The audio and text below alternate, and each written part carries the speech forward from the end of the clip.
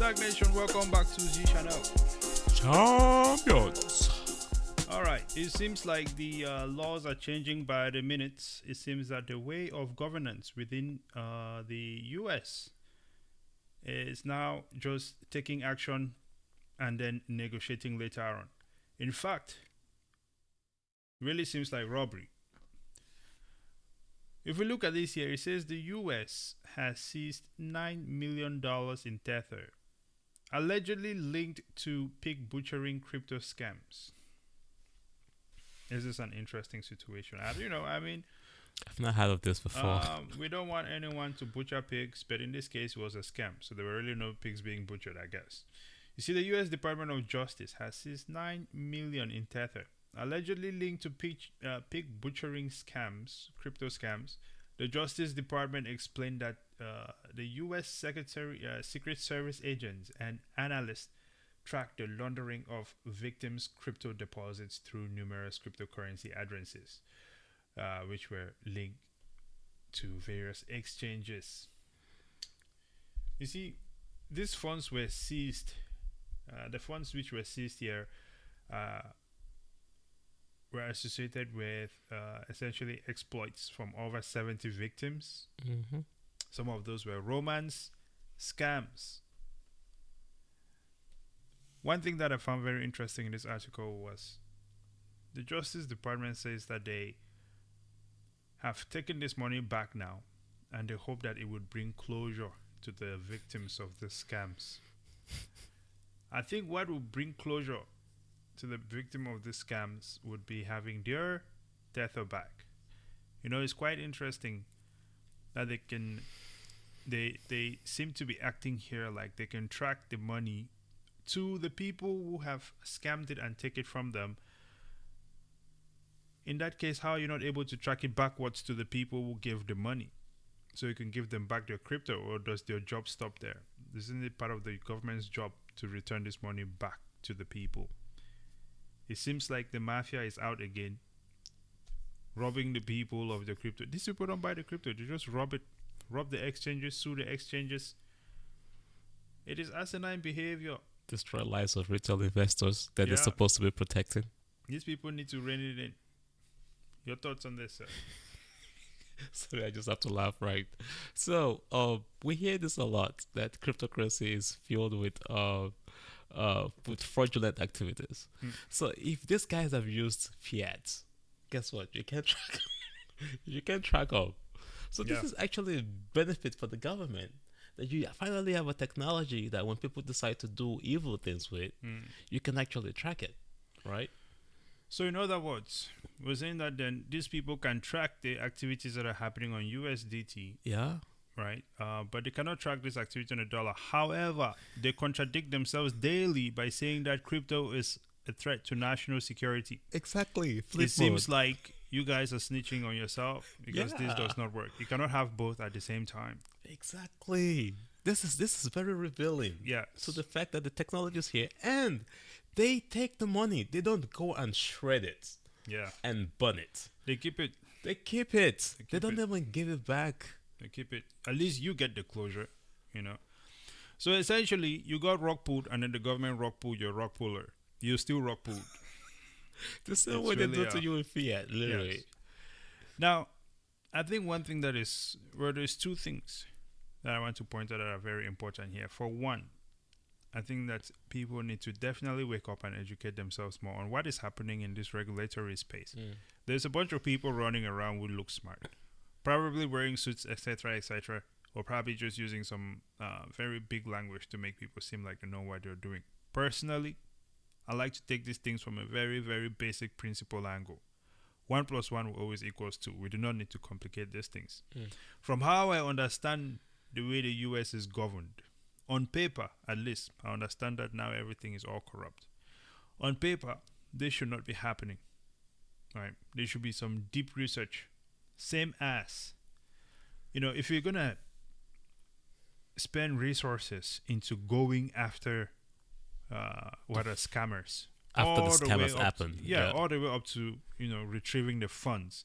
It would seem that it should follow that you should carry on with returning the money as well. That's like the police You call the police and you tell them that your car has been stolen. And so they go all the way to find your car and then decide to just keep their car. It's no longer yours. But we hope you have closure that we found your car, but you still don't have it. I'm trying to see what is the difference in this situation here.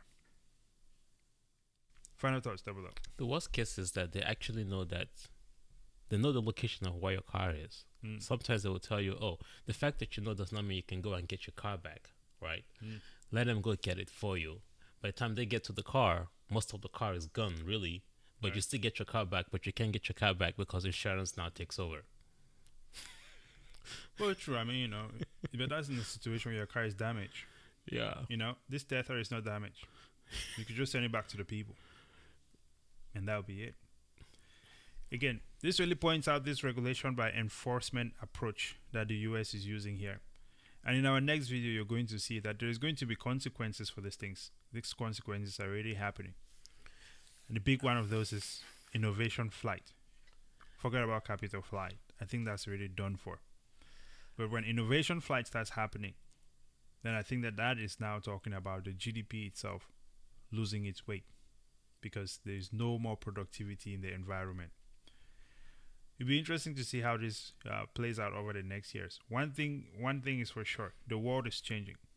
Okay, I think in the West, many people have always seen the world as just like the West is always superior, always above. But one question I'll really ask people: if you think about it, what is Europe's use in the world? Not in a bad way, but what do they produce? What are the things that come out of there? Farmlands. Where people can say, grains. This is extremely valuable. You can get grains from Africa. But they won't let us. But I'm saying that Africa is extremely resourceful in that way. Okay? When you look at the conversation on the global stage, you can see that Africa is absolutely critical. There's so many resources there, so much that Africa has to offer. But when you look at a lot of the European situations, right? I think it's really, and this is not the people, it's the governance, okay? It's the governance we're talking about. But you see that all those people that are governing over there are just, how would you say? Consuming mindset. America's handbag. Ooh, okay? That's a punch. It's just what it is, bro. These people who are leading over there, I mean, if you look at most of Europe, man, people living in Europe are broke. Extremely broke. Extremely taxed. Poverty beyond belief, okay? Barely getting by. I think people in Africa are living a much more lucrative life than most people in Europe. There are so many, and usually when you look at Europe, they only point to specific places. But here's the thing: all this innovation, okay, that the West seems to be trying to step on its neck, just for the sake of capturing the space. I think that this is going to turn out differently from any other time in history.